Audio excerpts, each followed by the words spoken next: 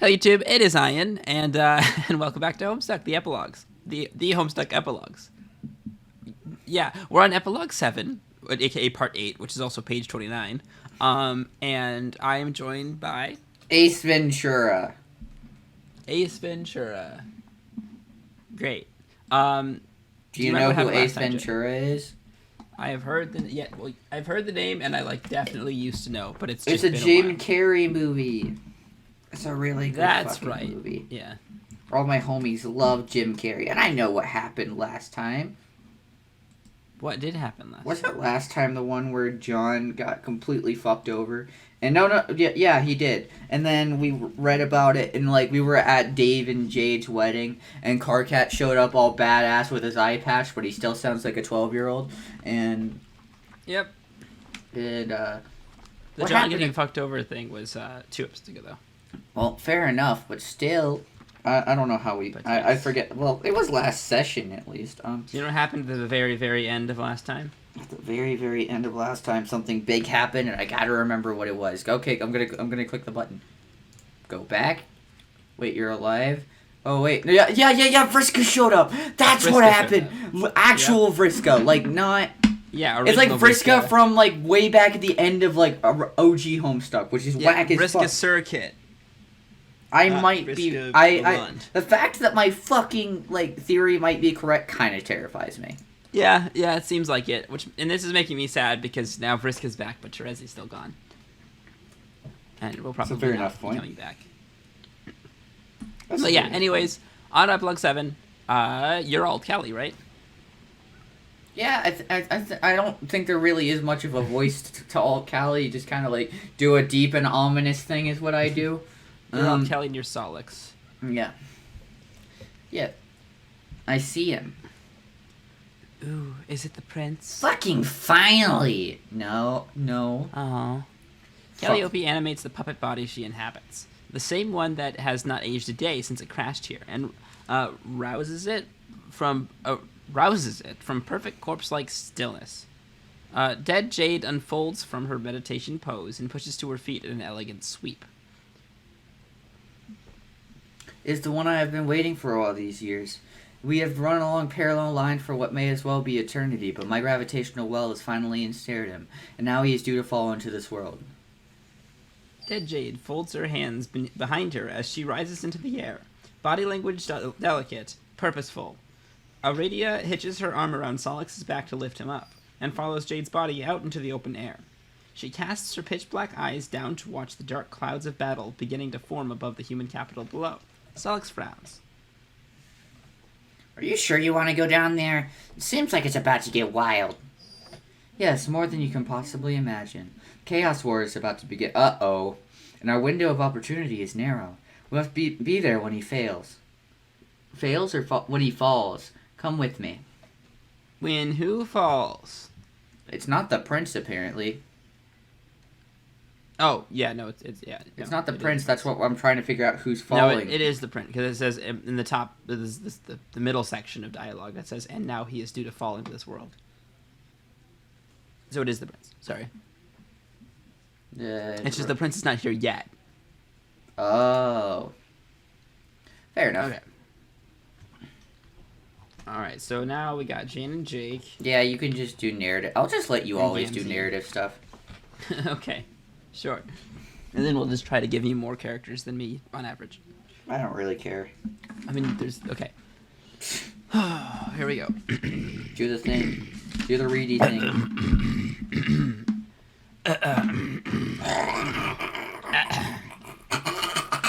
I just start choking out in the middle of the fucking session. As Jake traverses the length of Jane's ship, he suspects he has never carried more dread in his heart than he does in this moment. The burden of the call he just received weighs so heavily upon him that it's a struggle to propel himself each step forward. He wishes that someone else had gotten the news, but there's nothing that can be done. He has to be there for his wife, even if he knows saying what he needs to say will be hard for both of them. The doors to the ship's bridge slide open to permit him entry when he approaches. Jane is standing by the navigational stations, engaged in some sort of confabulation of doubtlessly critical importance with their eternal shadow, Gamzee Makara. Jake's already miserable mood drops further at the sight of him.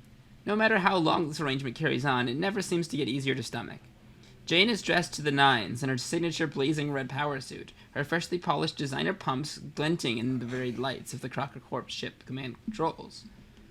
The full entourage of the Crocker conglomerate is fast en route to a business conference that Jane insists is of the utmost importance to the impending negotiation of an array of paramilitary contracts with the government, and she would be the first to tell you that looking your best is one of the most critical parts of arbitration. She doesn't immediately acknowledge Jake's presence when he approaches. He has to conspicuously clear his throat before Jane turns her attention away from Gamzee, and even then, she only dignifies Jake's appearance with a fleeting glance. Do you need something? Well, I have some terrible news, I'm afraid. What is it, Jake? I'm rather occupied at the moment. I'm awfully sorry to bother you, but it's very important, dear. Is something the matter with Tavros? No, you might want to come with me to our quarters for this one. As I said, I'm a bit busy right now. Well, I just thought maybe it's best if you sit down for this one, my dear. My delectable honey bunches of oats. The jolly old captain of my crunch. My lovely wife, whom I love so much. Jane's face twists in annoyance. She is quite a bit shorter than Jake now, but the way she looks down on him makes her seem like she towers 10 feet above him. My goodness, Jake, what do you want? Can't you see I'm right in the middle of something? Just spit it out already. The whole bridge goes quiet at Jane's outburst. Everyone is stopped in the midst of their task to stare nervously at the altercation. The only other sound that penetrates the silence is Gamzee noisily slurping on the rubber nipple of his baby bottle. Jake swallows like he's in a cartoon. And it's a big, loud gulp, a sound that instantly ratchets up Jane's annoyance, like most of Jake's actions seem to these days. This is awful, dude. This is such a bad situation for our boy. I know we keep bringing this up over and over, but, like, my boy, you just can't do this shit. You see, I guess I'll come right out and say it then. I just got the news that your father has passed, Shane. I'm so sorry. Oh, Dad Crocker passed. Yep. That's fun. At first, the words don't quite register. Jane expected this, like all interactions with Jake, to be a meaningless waste of her time. Initially, she gives a dismissive nod, like she's taking in some trivial piece of information, and then the weight of the statement strikes her, sending a jolt of shock through her chest. It passes quickly, though. She'd almost forgotten. An unfortunate incident, but it's no matter. I'll simply revive him and then make sure he's assigned to security detail. Have his body brought here as quickly as possible. I'm afraid that won't be possible, honey. There's no body for you to revive at all. Wait. Jane's eyes widen in disbelief. What happened? Word from the Secret Services that it was one of Carcat's assassins. Target was the human president. Your father, that is. He jumped in the way and took the shot. The president is safe. Your dad saved his life. Oh, shit. Dad Crocker just did, like, a whole, like, no! He's, like, diving through the air, like... Yeah. Like, busting out of the prison on Durst and just, like, and being busting like, into the range of the shot. Like, no, not like this. I don't understand. What happened to his body? Did Carcat's rebels abduct him? Get down, Mr. President! Yeah. No. The shot he took was from the barrel of a rocket launch. Holy shit! He took a fucking rocket for... It's one thing to take a bullet for the president, but if you take a fucking rocket, doesn't that make you like a fucking hero and a half? Yeah. How did he keep a rocket from blowing up on the president? How far away from the president was he? None of this makes any fucking sense. Yeah. No, wait, right. I'm afraid the assault blew him straight to bits. There's hardly anything left. What? Luckily, the president was barely harmed as the old man took the full brunt. As far as I know, the only harm to him was having his full lustrous mustache burned clean off his face. It's a freaking tragedy. Jake's gaze falls to the floor. Jane's hand clutches at the front of her suit in an unsteady fist. Please tell me you're joking, Jake. Tell me this is just a prank. I'm afraid not, Jane. I'm so sorry. Jane whips around, tears in her eyes. The whole bridge is holding its breath. She feels every eye on her. Then, the pressure... Wait, jeez. She feels every eye on her then, The pressure to hold it together. Jesus And then the pressure. Christ. Every iron, then the pressure. She can't over here. show weakness. She can't show weakness now. She's come so far. Jane sniffles and swipes at her eyes with the back of her hand. She won't cry, but she can be angry instead. Ah, that fool! I can't believe that he would do this. How could he do this to me? Janie. The human president could be anyone. My dad can't be anyone but him. Oh. Jake isn't sure this is the right or smart thing to do, but he chances it. He steps forward to place the comforting hand on Jane's shoulder. When she doesn't immediately tear herself away, he tentatively and slowly, like he's approaching a wounded animal, pulls her into a hug. Jane is too dazed to protest. She limply stares past Jake, eyes unfocused. I don't know. Shh, everything's gonna be okay. God, I can't believe he... Oh, but of course I can. He's always been so infuriatingly good. God, how stupid. This is so stupid. I'm so stupid. How could I put him in such a dangerous position? Chief of staff? Anyone could have done that job. Why did I tell him to? My own father, Shh, Janie, you did nothing wrong. Nothing wrong at all. You never have. I love you, Jane. We all do. Isn't that right, Gamzee?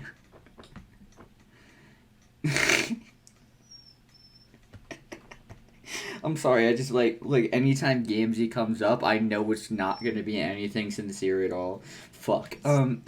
Yeah, man. We all and got plenty of love up in this bitch for the big juicy JC.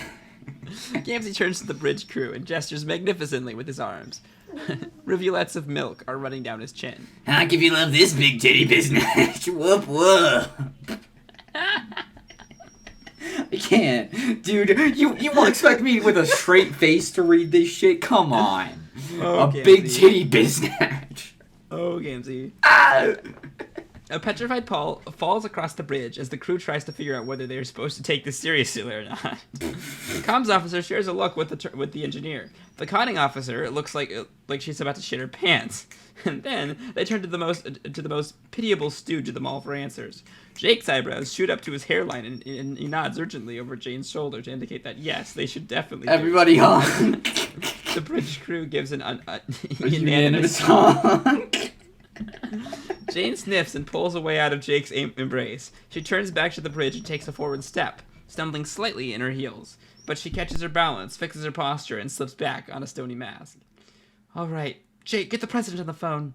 It's clear to me now that it's past time for the military to strike, and I'll be giving that man a real piece of my mind until an appropriate counterattack is in motion. Obviously, the government's attempts to be gracious with the troll ilk have been naive and foolish. The troll ilk, Jesus Christ. Dude, this are pretty much slurs at this point, right? Yeah. These rats cannot be negotiated with. They cannot be swayed by reason or appeals to peace and civility. Jane, the same can be said to you. To be fair, I don't think that they're working to kill anybody. It's just... Carcat probably, at this point. Carcat's probably 10 years? Carcat... 10 years? Carcat's probably trying to kill the president. He is now. Well, of course he is, dude. But it's the fact that she was so unwilling to do anything to help. Yeah. So... Yeah. Jesus. Yeah, exactly. The only thing that they want, the only thing that they've ever wanted since the ungodly inception of their disgusting, verminous species is bloodshed. Jesus Christ, that is straight up xenophobia. She's not even hiding it anymore. Exactly, this is an issue. And I understand you're upset your dad's dead, but Also, what about Gamzee? Exactly. He is the same species, and he's right next to you.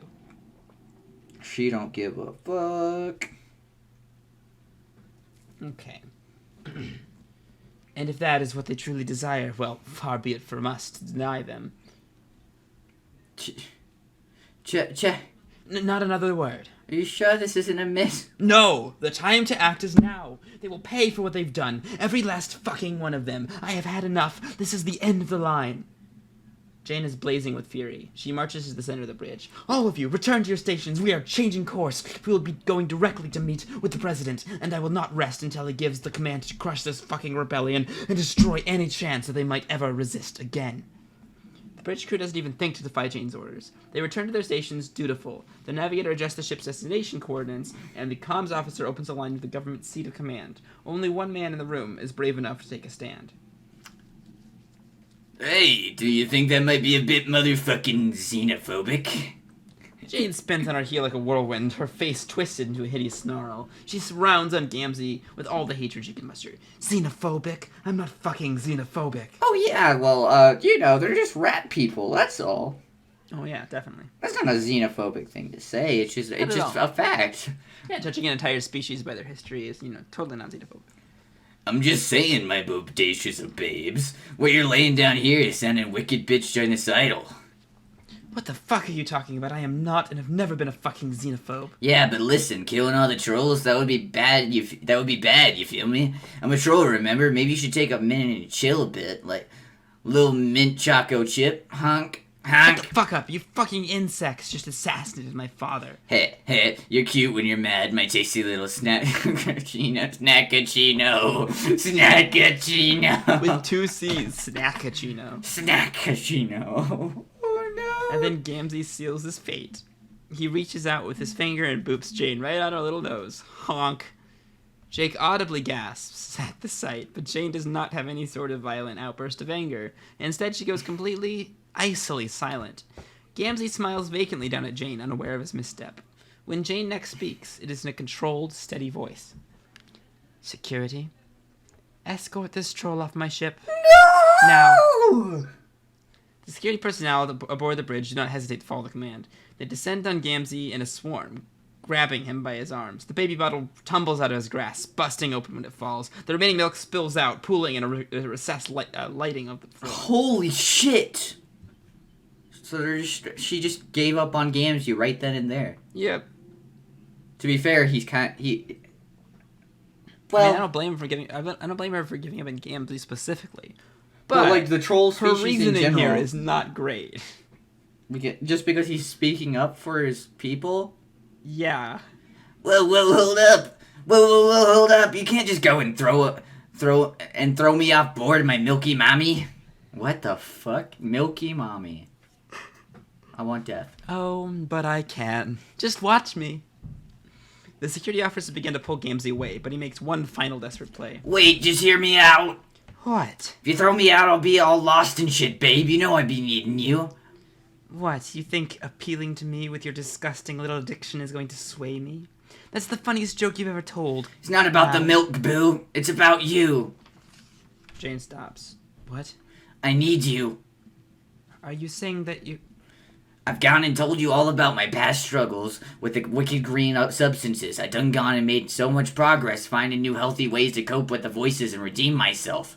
You've been more of a help to me than anybody, more than anything. You know, with the nightmare, I can't, you know, with the nightmares, I can't sleep without holding on to a motherfucker. Jane sneers. She has no idea why she thought for even a moment that he might have meant anything else. I am so... Ugh, forget it! You are despicable. You can't just go and cut a brother off. Let's all up and think this through all reasonably and shit. I'll do motherfucking anything. Jane's eyes rake up and down Gamzee's body, like she's carefully considering her response. Her face is expressionless when she answers. Begone, clown. Jane turns and waves the security away. The uniformed men drag Gamzee from the bridge. The sound of honks reverberate hauntingly through the halls as the wretched jester is removed from his seat of power at last. In spite of everything, Jake can't help but be relieved. With Gamzee finally disposed of, Jane is invigorated with the strength of her own conviction. She spins on her heel and confidently strides to the captain's chair. She engages her interface, sits down, and assumes her seat of command. The time for mercy is long past. Karkat Vantis must die. She's gonna try to kill Karkat. Yeah, the leader of the rebellion. That makes sense. Well, to be fair, Jesus Christ. Yeah, this is fun. This is quite. This is quite fucked. Fun. Yeah, a little bit, just a little bit. Jesus. All right, back to VRISKA and John. John, I need to see. How do I get back? John looks up to see one of Jane's recon ships flying overhead. Aside from the encroaching fleet, the blue sky is seamless and calm. The hole that VRISKA came through is already sealed up. Jesus. I don't think you can go back. No idea what the exact scientific mechanism behind falling out of the sky is, but so far it's got proven to be a one-way trip. No. Alternate Earth C, it fucking sucks. VRISKA releases her vice grip on John's arm so that she can cradle her head between her hands. Oh my god, this is the worst thing that could have possibly happened to me. Are you sure about that? Yes, I'm absolutely... Wait, why are you so... VRISKA gestures wordlessly at John's entire body. Then she leans in closer to study his face, squinting with suspicion. John, are you old? A little, I guess. I mean, I'm going to live forever, apparently, so in that respect, I'm still pretty young. But compared to the average human lifespan, I'm like about 3/8 of the way dead. VRISKA runs both hands down her face, leaving long, dark streaks of blood. I can't be here. VRISKA, wait, actually, I guess I shouldn't call you that. It might get confusing. What? Well, see, Rosenkreis's daughter is also named VRISKA. What? Since she didn't come to Earth C with us, that means technically she was here first. That would make you... VRISKA? That's fucking unacceptable. Sorry, but I think that's probably just how it has to be. John, you accuse me of talking nonsense, but you're the one not making any damn sense. Where am I? Why are you old? Why do Rosen and I have a daughter named after me? Me, anytime I'm talking to anybody older than me, why are you old? Why are you old? I think that's my favorite quote ever. Why are you old? Quoted by VRISKA in parentheses. Of course, it has to be parentheses VRISKA. I can't just be VRISKA without the parentheses. It has to be parentheses. Of course. Why are you old? I'm sorry, that's just the most beautiful thing ever. Oh, it's because they thought you sacrificed your life heroically defeating Lord English. So they found a baby clone of you and named her in your honor. Personally, I thought the whole thing sounded like bullshit, but you know, whatever makes him happy. John shrugs. VRISKA. Even in the fucking narrative, she's parentheses VRISKA. Every time it's in the narrative, I'm going to pause for a second afterwards. VRISKA. John shrugs. VRISKA remains frozen in her expression of horror, mouth agape. In the distance, the troll defenses take a shot at the human recon vessel.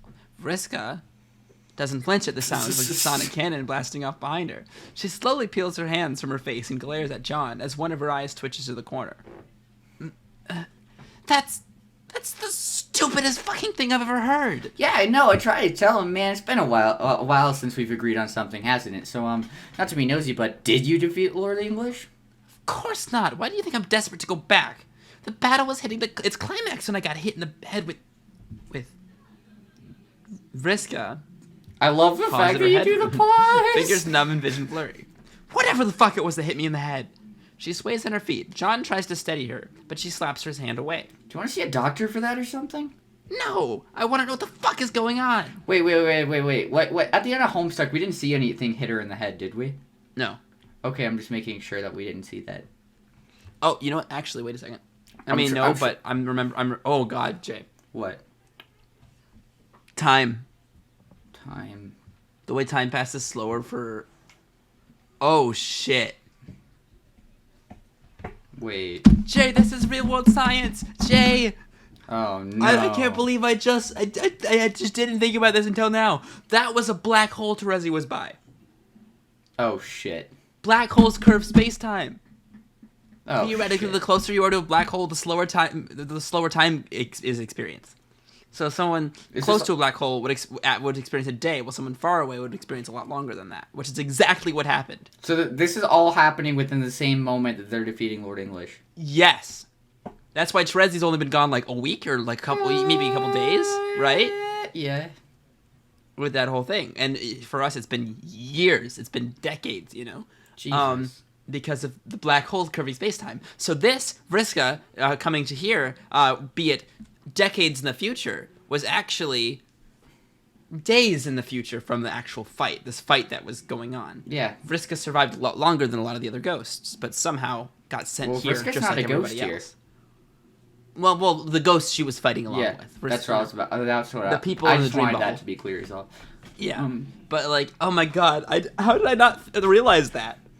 I didn't realize black holes worked like that. Yeah, black holes curve space-time because the whole point of a black hole is they're so dense that they suck literally, like, everything around them is attracted to them with gravity, right? Including light. Even light can't escape its gravitational pull because of how much gravitational pull it has, because of how dense it is. Wow. And how much mass is in such a small area, which is why when a star gets too massive near the end of its life, it'll collapse into a black hole because there's too much mass in one area.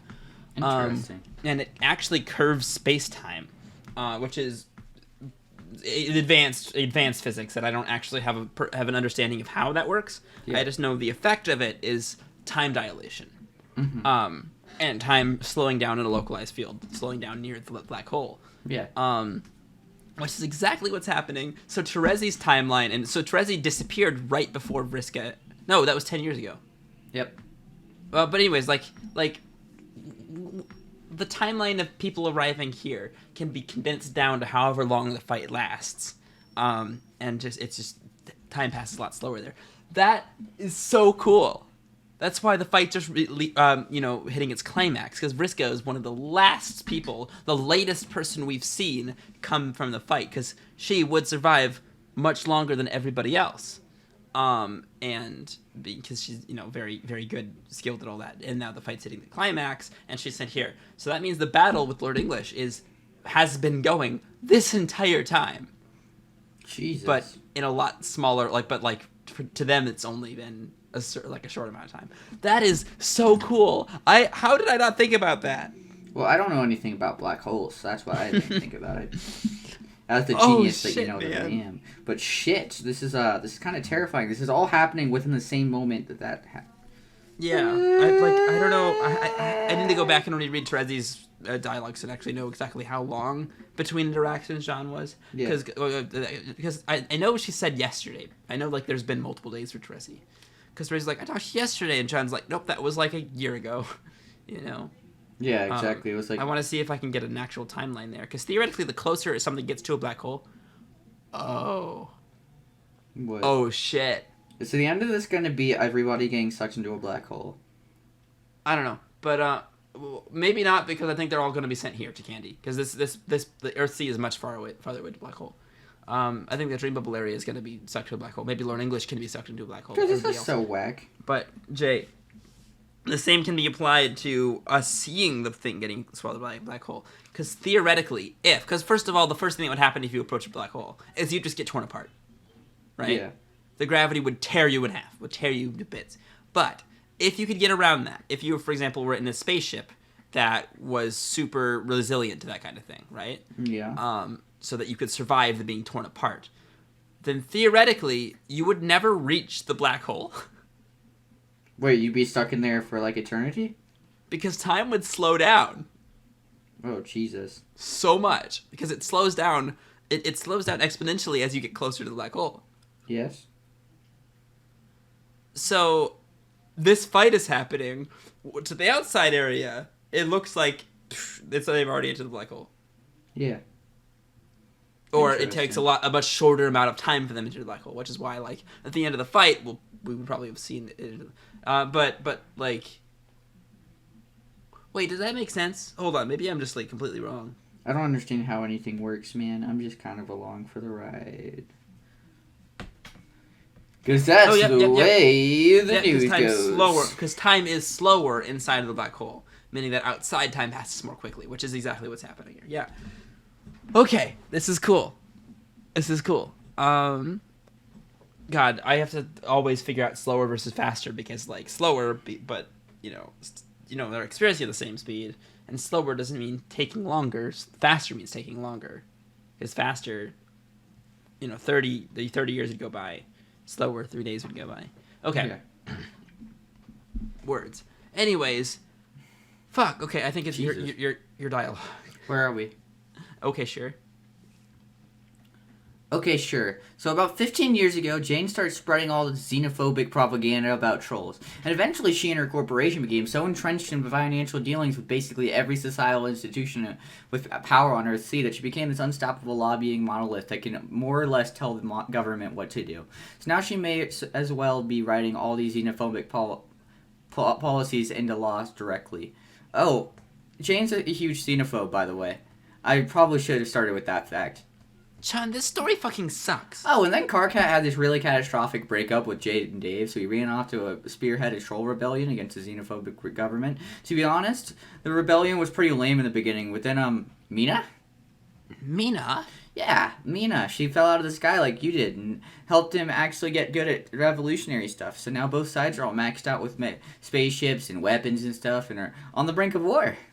Holy shit, that's even dumber than Rose and Kanaya naming their shitty kid after me. Oh man, their kid is shitty. You have no idea.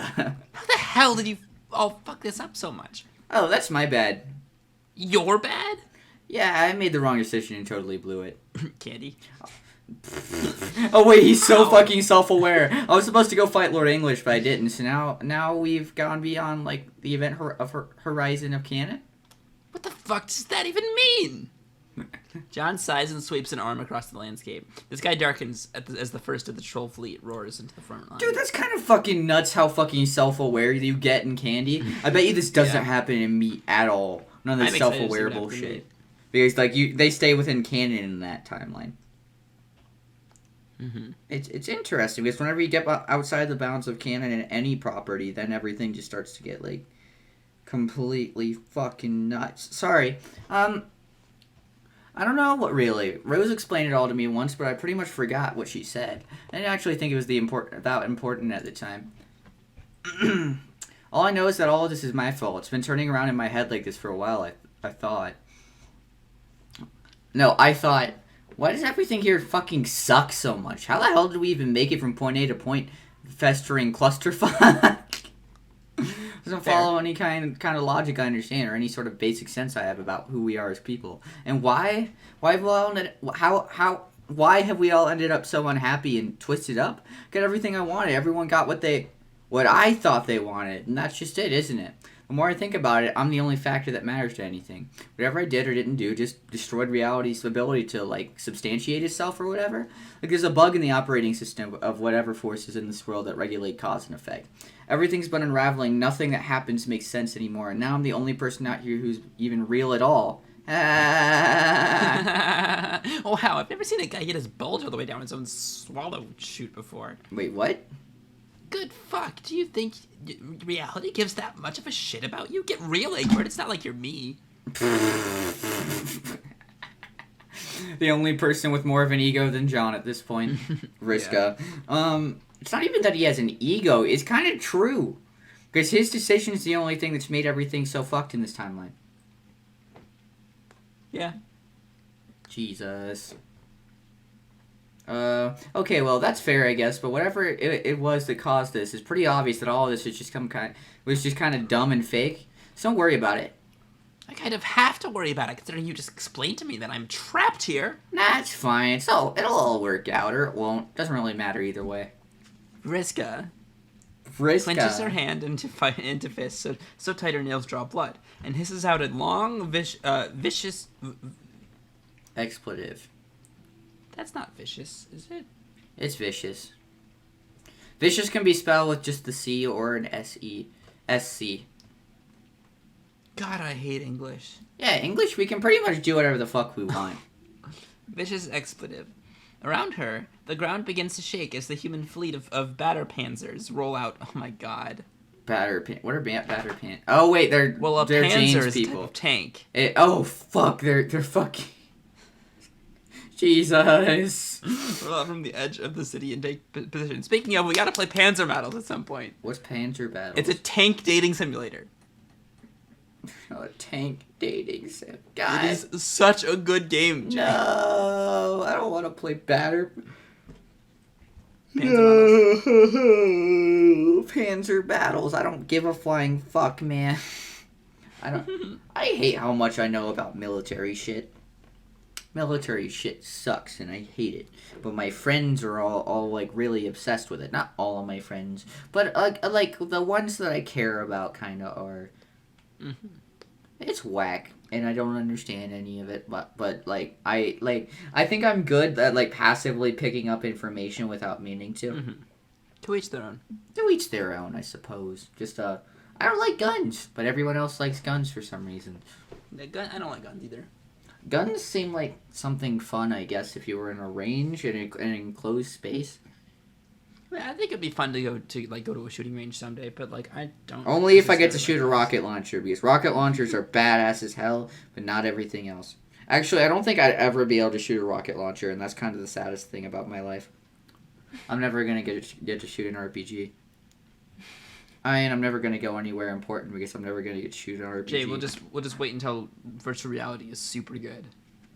No, we just have to wait till we're famous. Full dive we just have to wait till we're famous enough, and then they'll let us use a rocket launcher because famous people can do whatever the fuck they want. Yeah, in international waters, it'll be fine.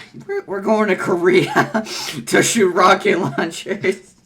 Let's take down Kim Jong-un. Yo. We're gonna start a pastry shop in North Korea. God. Yeah. That's where the only location is gonna be. Yeah. And it's actually gonna be an arms dealer where we just hand all the people fucking guns, so they can do whatever the fuck they day, underground arms dealership by night. Jesus Christ, man. The lore behind World Ender Pastries is getting really fucking tight. World Ender Pastries Extended Universe, let's go. Are we gonna get sued for making World Ender Pastries? Would we get sued if we made a World Ender Pastries? No. Yeah, because they can't own those two At least words. Not copyright wise. Not copyright, but like the government, but like North Korea might not get sued for other reasons. We might get sued for like making jokes like this. Yeah, probably. If we actually started a business and they go back through our prior talkings of the fucking business, they probably wouldn't like that very much. They'd be like, wait, you're trying to do what? You're trying to start a nuclear what? A nuclear holocaust. As you do. God. It's kind of... By the way. What? For those who don't know, the World Ender Pastries bit is okay, World Ender... because none of you fuckers watch our Danganronpa 2 series. Well, we're not going to explain it, though. Oh, yeah, we're not going to explain it. That's where you can find it. Yeah, exactly. You can find it somewhere. You just have to search through the videos. Yeah. Anyways. Damn it. I think it's just John. So we should. So we should probably get out of here soon. Or not. We're both god tier, so as long as we don't do anything cool or evil, I guess we'll be fine and not permanently die. It's almost like the god tier rules were designed to reward us for being useless pieces of shit. I think I get it now. It's a pretty good joke, actually. Nice. Fuck. Fuck! Oh, hey, that reminds me. Do you ever see Terezi out there? No, why would I have seen Terezi? Didn't she go back with the Striders to fight 600 versions of Jack or something? Well, yeah, but then later she went back out there to find you. VRISKA. She searched for you for years. I mean, years from her perspective, at least. I don't know about her. From my perspective, at least, I don't know about hers. But we used to talk sometimes, so it's fucked up how sad she was without you. I don't even know what happened to her. The last time I talked to her, she thought she was about to die. For a long time, I like to pretend that maybe you two found each other after all. But if you're here now and she isn't, that means... who knows what it means. Wow, John, you sound pretty broken up about this. Were you in love with her or something? John laughs sadly. Well, I don't love. Know. What do you mean, love? Being in love couldn't be Jay Wilson. Listen, I have too many bitches for that. Why fall in love when you can fuck like 80 bitches? You know what I mean? Am I right or am I right? To each their own. To each their own. I ain't over here like I swear if this kid talks about fucking bitches one more time, I'm gonna end this YouTube channel and go find someone else. Not my thing, but sure. To each their own, Jay Wilson. Listen, my new hipster outfit I've been wearing, I'm gonna get so many bitches this way. Of course. Yes, Jay Wilson wears glasses now, confirmed. Shit's wet. Wears blue light filter glasses because I am a genius. And I realized that my eyes were fucked, so this is part of me fixing it. I'm probably going to wear these a lot. Plus, I just like how they look. I also have rose-tinted glasses. Bro, is that what could you also call these rose-tinted? Well, yours aren't, kind of. Mine are actually rose-tinted. They're like... red. Yeah, but they're yeah, that's true. Mine have a slight orange tint, not enough to where I really notice it. It's like if my sunglasses were way more transparent.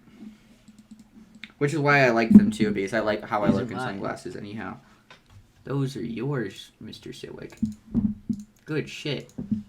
Dude, I Actually, want a pair of those so bad, dude. Dude, you have no idea how bad I want a pair of those. well, come up here. I found them at a place out here down Ann Arbor. Well, whenever I get store. up there, then I will show. I'll pull up. Brand new Lamborghini with a cop car, and yeah. God, I would love to actually have time to stream because I feel like my background isn't half bad. Yeah, we'll get time for it. Little does the audience know what is incoming. I think I hate you. I think I hate you more than I've ever hated anyone in my entire life. Anyhow, we should probably get back to it. Why are you like this? We should get back to reading Homestuck because it's a fun thing to do, you know. Like, Are you are you the one getting us off topic for once? What the hell? Who are you? What did you do with Mr. Siwick? I'm not doing anything. I'm ready to read. You're like chewing Look, I weirdly. got my What are book you right doing right, homie? What are you doing? I'm reading Yeah, but why is your mouth like that? because I'm reading. That's not how no one reads like that. I'm reading. No. I don't think the audience can see. Can the audience see this? I don't know, man. No. No. I'm gonna. Do, do, do, do. I'm reading. All right, I'm just making sure the audience sees how much of a fucking dumbass you're being right now. I'm reading. I'm reading. No, I'm reading. but you aren't. I am. What's with that dumbass smile you got on there? I don't know. I'm reading. I'm reading. I hate you. You're the worst, and I'm gonna put back up the Homestuck. What are you eating?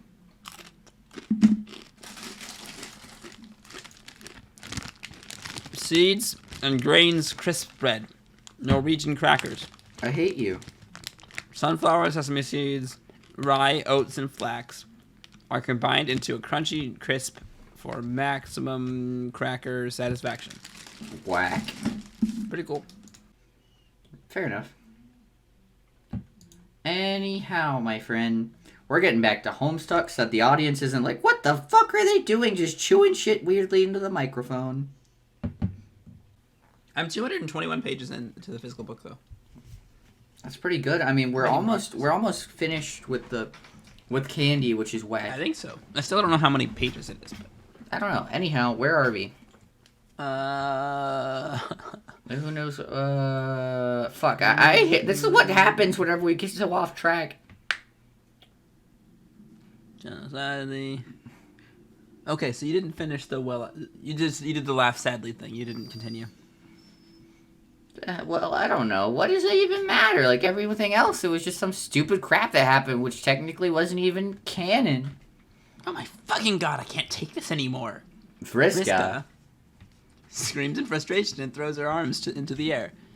Her piercing voice can be heard over the roar of 100 war freighter engines. The bulk of Karkat and Mina's fleet has just arrived. Their ships are less sleek and imposing than Jane's. Most of them have been scavenged, patchworked, and jury-rigged. Is it jury-rigged? I thought it was... Jury-rigged is usually what it is. I thought it was jerry-rigged. Wait. Jury-rigged makes sense, though. Jury-rigged. Probably just pronouncing it wrong in my head. Whatever. Jury-rigged. I am like fairly confident I'm wrong about this, but it's still freaking me out. Yeah, oh wait, look at the image on the right. Jury-rigged versus jerry-rigged. Is it jerry-rigged or jury-rigged? Jury-rigged means something was assembled quickly. Jerry-rigged is a variant of jury-rigged, and it may have been influenced by jerry-built, whilst people consider it to be an incorrect version of jury-rigged. It's widely used, especially in everyday speech. Okay, so I'm not alone in being wrong. Yeah, I thought um, jury-rigged because Jerry sounds better than jury. I agree. S in chat if your name's Jury, by the way. If someone's named Jury, that's kind of really fucking sad. A call out here. I bet you there's at least one person in the world watching this named Jury. I don't know about watching this, but Do people exist named Jury? maybe, but not watching this video. Why not? Of the 100 people that'll see this video in the next 24 hours, I doubt Quick, if your name's Jury, comment down below. I'm gonna change my name to Jury now. If you got to change your name to Jury, I'm gonna change my name to Iron. That way you can at least change it a little bit. No, it'll stay Iron and J. Because you can still be J with Jury rigged. You said Jury rigged, like I'm gonna change my name to Jury rigged. Yeah. It's gonna be Jury, middle name rigged. Wait. Jury rigged Civic. Jury rigged is a valid kid name. Oh, why does my life revolve around Homestuck now? If we ever do, like, stream like we're planning, then, like, you know that, like, we're gonna be doing anything, and it's just, like, an intense piece of, like, lore or something. You're gonna be like, well, you know what, Jay? And I'm gonna be like, what? And it's like, blank is a valid kid name, and then you fuck everything up. The whole point of your villain arc is being a Homestuck trash. Yeah. A Homestuck trash? Who says a Homestuck trash? I guess I do. Jay. Blue cement is a valid kid name. And you're just like completely fucking everything. It's like you start nuking the place. Blue cement everywhere. You start.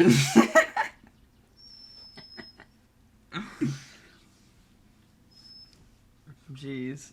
Fucking. Damn it, that's 7. I wanted to say something cool like fucking bitches is a valid troll name. But they're both 7. That would be cool if it worked. How come nothing ever works the way I want it to? This is about to get Because real. you don't believe in the power of Homestuck. I don't believe in myself. Mood. How do you learn to believe in yourself? I believe in Steve. Oh, yeah. Define believe in yourself. Do you believe in yourself? I define believe in yourself. I don't know. What's the definition of believing in yourself? I'm so sad that I don't know. Do I believe I always make the right decision? No. Do I believe I try to make the right decision? Yeah. What about Do me? I believe that I will find success? Undecided. Fair enough, I suppose. I don't believe I won't, but I don't believe I will. Fair enough point.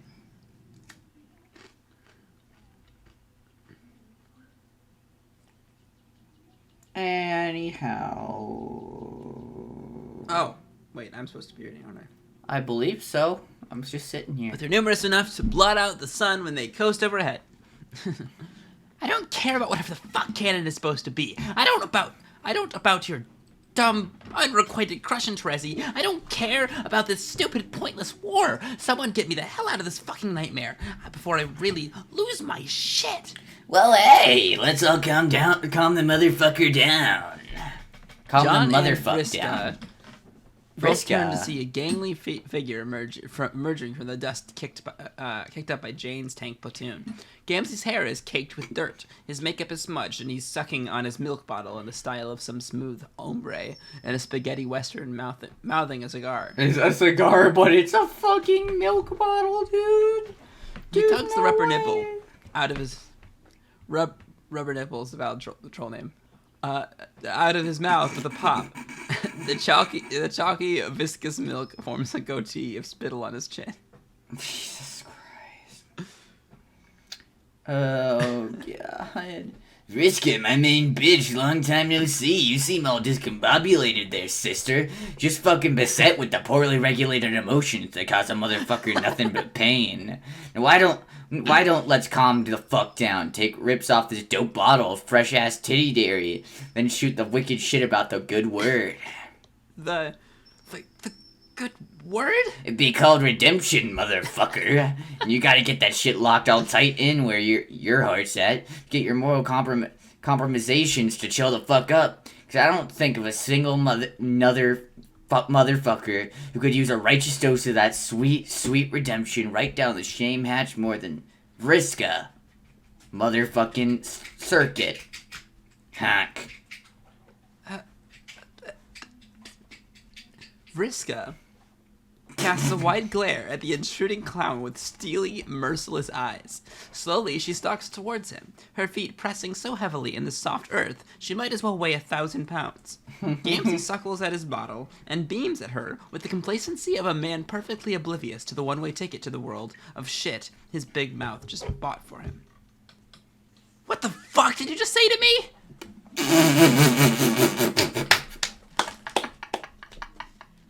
Oh, Gamzee, I love you. Shit. Oh, VRISKA, I love you. Holy shit. What the fuck did you just say to me? Oh my god. Dude, that's too good fucking.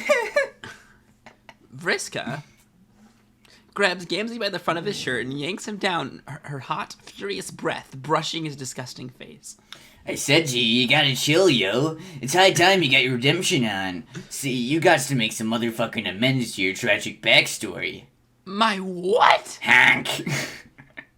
VRISKA looks into his eyes. She beholds his serene expression and the casual sag of his shoulders. His posture is so contemptibly flaccid. It's as if he's literally wilting. Her gaze travels to where his weird, long fingers are wrapped around the curve of her shoulder. His hand is sticky for some reason. She notices a few strands of her black hair clinging to whatever heinous substance is coating his hand. It's an image so viscerally objectionable to her that she nearly vomits.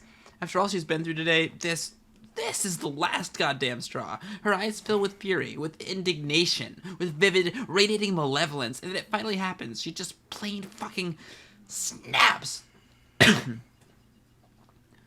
Don't you dare! VRISKA clenches her fists together and slams them into Gamzee's nose. A brutal double axe handle right off the hook. His nose makes a crunching sound like someone just stepped on a pile of... Ow! Fuck, I hear it. Ow. He stumbles backwards, cupping his palms over his face to catch the gush of blood. Fucking touch me! VRISKA grabs him under the armpit and delivers a European-style uppercut with her bloody elbow. He expels a wheezy, guttered honk. It comes out slowly and mournfully, like a broken bike horn getting backed over by the rear wheel of a hearse. Jesus Christ. Ever! She spins out from under this flailing arm, does a full 360-degree pirouette off the fucking handle, deliver a ruthless knife chop straight to the cartilage of the center of his chest. Like a veteran butcher getting out of business. Again! Okay. Damn! So I would be worried about Gamzee's life, but like the clowns can't die, right? So. Well, Gamzee specifically can't die. Is it? Yeah, that's right. Because ICP can. Yeah, exactly. We're gonna kill ICP. Well, ICP did die. Canonically, in this timeline. Canonically, yes, but like in real life, we're gonna pull up to an ICP concert with a couple cats. I don't think we should threaten anybody. I think that's a bad idea. Why is that a bad idea? Nothing bad could ever happen over threatening somebody. Don't threaten people. Why not? It's funny. Because it's illegal. Tommy Innit did it to KSI.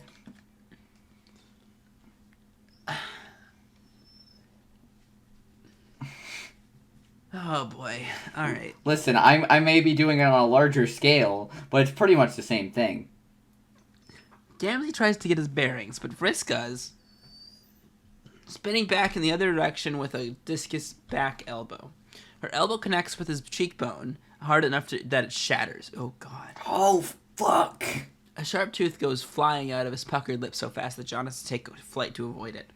VRISKA takes a crow's hop back, grounding herself to swing a lead-legged kick right into his chin.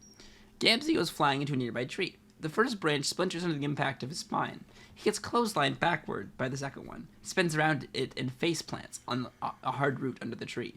John winces, but not sympathetically. The impact was just that rough. That had to crack a rib or two. VRISKA stalks over to Gamzee and triumphantly lifts him off the ground, high above her head, only to drop him and slam her knee into his face again. Fuck! His lip splits, staining her jeans bright purple. He's rolling from side to side on the ground, groaning as blood bubbles up from his mouth. It sounds like he's drowning. VRISKA drags him to his feet again. her hands fisted in his shirt. With an impressive maneuver, hard for the eye to follow unless you're trained wrestler, she adroitly twists a hand in his hair and reverse hangmans him against the tree branch. Hank! Why won't you just... She slams his throat against the branch again and again. Each time he lets out a sound like a damaged squeeze toy. His bloated, slimy tongue unspooling like a frog's as all the air is crushed out of his esophagus. Die! Jesus. Shouting like a berserker, VRISKA perpetrates a textbook groinal claw hold around Gamzee's codpiece and rips it right the fuck off. He yowls as if he had actual testicles to be mauled, and for all anyone knows, maybe he really does. He paws the air desperately and fecklessly after his treasured purple dick sock, but VRISKA tosses it over her shoulder and shoves him into the mud with her heel. She grabs Gamzee by the hood, pulls him up, and then grinds the top of her shoe along the ridge of his broken nose, rubbing her laces into his eyes. And yet, yes, John pauses his wins to admire the good old bootlace eye rake. Jake loved that one back in the day. Though, to be fair, he had much more practice with the receiving side of it. Gamzee grabs VRISKA's foot by the bridge. Instead of yanking her off balance, he opens his huge bloody maw of a mouth and runs his tongue along the rubber bottom of her shoe. VRISKA freezes. She watches him lap at the mud and his own blood out from beneath the grooves of the sole. His lips drag lewdly over the ridge of her footwear and begin sucking at where her big toe would be, if it were not safely ensconced in several layers of rubber and canvas. He draws back a stirring of gluttonous, tinted saliva connecting the shoe to his lip, and catches VRISKA's eyes with his own half-lighted gaze. His face is bruised, bloody, swollen. His makeup is a nightmarish disaster, but the expression he's giving her is unmistakable. It's not fear, not rage, not even pain, it's lust. Oh, fuck. VRISKA goes perfectly still, absolutely paralyzed by the sudden recognition. For several seconds, she doesn't dare move a muscle. And then, quite suddenly, VRISKA reaches a plateau of rage so intense, so pure, that she isn't even seeing straight anymore. She howls like a storm cresting over the ocean, drowning out the sound of the human government's tanks, firing their first volley over the battlefield. She lunges at Gamzee's catastrophic face, lips first, and practically dives into his mouth, ramming her tongue into his lewd, gaping maw like she's questing for prizes at a carnival. They roll over each other, groping, tearing, tongue-lashing, and vanish into the underbrush. Jesus fuck. Gamzee's unwashed stench is so bad, the motion of him being knocked into the dirt wafts it in John's direction. The stink hits him like an olfactory haymaker, and he does a full 180 dry heave into the impact crater. Mercifully, John's attention is caught by someone calling his name from above. He's never felt so grateful for an excuse to look away from anything in his life. John, oh no. Rose. So, VRISKA and Gamzee are now Kismasees. It seems so. Oh, I apologize. VRISKA and Gamzee are Kismasees. Jesus. John, up here. I need to speak with you. Oh. Look, guess who's back? Back again. Oh, boy. Rose is back. Tell a friend. That was the most terrifying thing I've ever seen. Yeah. A little concerned about that one. You know, a little bit, slightly, somewhat concerned. She probably doesn't hate John, does she? Rose? Yeah. I don't think Rose hates John. I don't think so either. Okay. Well, John looks up to see Rose waving at him while hanging out the hatch of the troll cruiser. John tries to smile at her, but all he can muster is a weird, queasy expression. Rose looks glad to see him anyway. She drops to the ground when the modest cruiser comes in for landing, followed out, regrettably, by her daughter VRISKA. Shit. John flies up to greet them, more quickly than he would ordinarily in a situation where he wasn't trying to divert his friends and her teenage daughter's attentions away from a couple making out in a bush. He dips forward like he's going to hug VRISKA, to her parents' surprise, due to his historical complete lack of desire for any physical contact to be made between them, but instead uses momentum to spin her all the way around so that her back is facing the cursed shrubbery in the distance. Wow, hey, old man. Hey, VRISKA. Hey, Rose. Nice to see you both. John, Jed and Rose appear equally surprised themselves when VRISKA hauls them in the seal to deal with a crushing hug of her own. Geez. Hi, VRISKA. Hi, John. This is great. Just great. Hey, why don't we just go over here to talk for, no reason at all? Ha, ha. Okay. If that's what you want. Oh, yeah, it's the thing I want most. The view on the other side of the ship is just amazing. Trust me. Rose cocks an eyebrow at him. Behind her, the bush releases a strangled, lusty honk. Was that? Never mind. VRISKA, why don't you go and help your mother with the deployments? I can't believe I have to actually listen to you now that we're at war. Run along now, dear. Thankfully, VRISKA heeds her mother's command and heads back to the cruiser. Rose tries to glance back toward the source of the suspicious honk, but John pulls her behind the ship, beyond audible range of the activity taking place in the offensive bush. On this side of the cruiser, troops are departing in the hold and single file efficiency. They're all docked out in full Alternian military garb. It's the cool Tron-looking stuff with the luminescent cording that matches their blood colors. Ooh. Oh, is that the stuff the ancestors wore in the scenes we saw of them? I suppose. Oh, yeah, I think. Oh my god, that's pretty cool. I think so. Because they were all glowing and shit, the clothes. Mm-hmm. Rose is wearing it too, John notices, in black and lavender. He gives her a concerned look up and down, then holds out his hands palms up. Palms, there it is. So, I guess this war is really happening? Yes, I understand that you don't want to be involved, and I respect your decision. However, I wanted to speak with you before we left. Oh, thanks. I actually appreciate that a lot. I think would have been really bummed if you went off to your potential doom without saying goodbye. Now that I think about it, that's how all this started, isn't it? You were so sick that it looked like you were dying, and I was about to leave on a perilous mission. But now here we are. It's almost like the circle of stupidity is complete. Rose laughs. Don't be ridiculous, John. Nothing is complete. There's no true ending or beginning in this scenario. Haha. Yeah, right.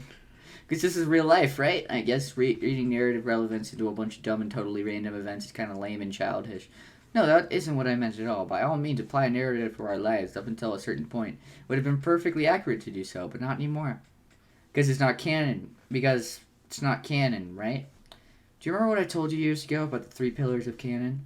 John strokes his chin and thinks very hard on this. Maybe too long, because Rose sighs and taps the bridge of his spectacles. No is a perfectly valid answer to that question, John. I just didn't want to make it look like I don't pay attention to your wordy philosophical babble. I philosophically babble rather a lot, or at least I used to. It would be unfair of me to expect you to retain nearly 3 decades of oblique technical jargon regarding the metaphysics of the reality in which we inhabit. Wow, we've known each other a long time. Yes, we have. Well, it would be more accurate to say that we both have and haven't known each other a long time. As I explained to you on that morning 16 years ago, there are 3 critical features of canon: essentiality, relevance, and truth. Yeah, we have been untethered from the mooring of truth for some time now. So while we, in our subjective experience of tenacious perception, feel in this moment that we have known each other for a very long time, technically it's not true at all. Contemplating the vastness of that statement makes John feel suddenly very small and sad. He shuts his eyes and runs a hand through his hair. Oh my god, Rose, it's too early in the day for this. I agree. And besides, it's not what I wish to speak to you about. John, look at me. Rose wraps her narrow hands around John's arms and pulls him gently towards her. He cracks his eyes open to see her face glimmering in the late morning sun. Her eyes are glossy and bright in the gleaming light. I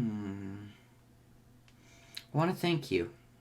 For what? Didn't I fuck everything up by not going to fight Lord English? It's my fault we're all living in this meaningless hell world where everyone's vaguely out of their minds. We're all about to go to war over freeing prisoners from the whipping cream camps?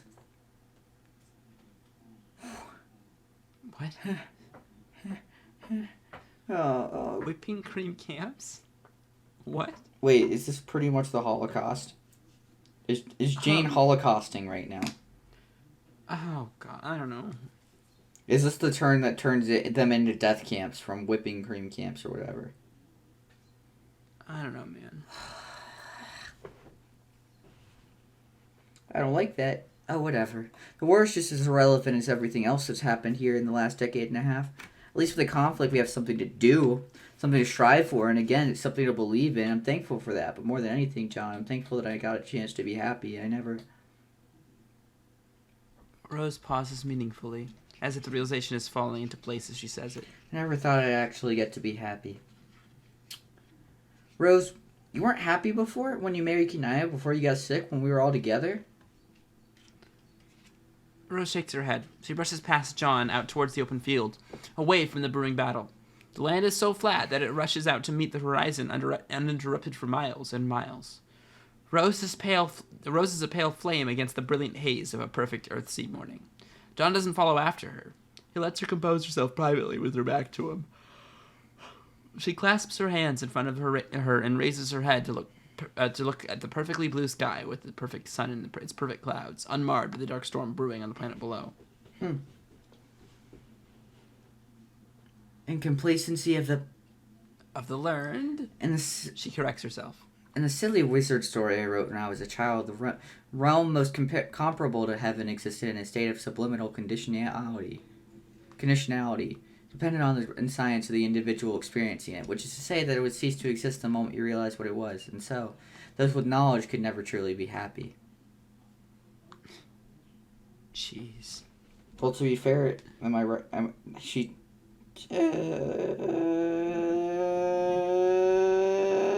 gonna cry. Fun. Okay. Jet looks at his hands. The same hands that held Terry Anderson when he was a baby. The same hands that tore up Teresa's photograph just a few hours ago. The same hands that remember steadying Rose on her sickbed 16 years ago. And the shaking feeling they'd awoken with that morning. A subharmonic symphony that can only be heard in the bones. All things that remain true to him. Knowledge of what came before his choice and then after. There are things he can't forget. That he won't forget. Is this the reason he's felt like this for so many years? But that isn't me anymore. I'm blind against the veil of this world. It's all ambrosia to me. What's ambrosia? Ambrosia is like... Okay, Google. What's ambrosia? According to Wikipedia, ambrosia is an American variety of fruit salad. No. Most ambrosia contain canned or fresh pineapple, canned mandarin orange slices, I got it. sections, miniature marshmallows, and coconut. Yes, that is a fruit salad called ambrosia that I actually do like a lot. Dude, I want to try ambrosia now. Ambrosia's pretty good. Ambrosia over hose, you know what I mean? That was a stupid thing. It was such a stretch. That was said. The word ambrosia means delicious or fragrant. Ambrosia was also through the gods. I was gonna say ambrosia was the god to maintain immortality, and without it, they became weak. Oh, dude, that looks so pog. Yeah, it's. Whenever I get up there, you're gonna have to get me some of that. Look how cool that is. Ambrosia's very good. Ambrosia sounded like a type of alcohol.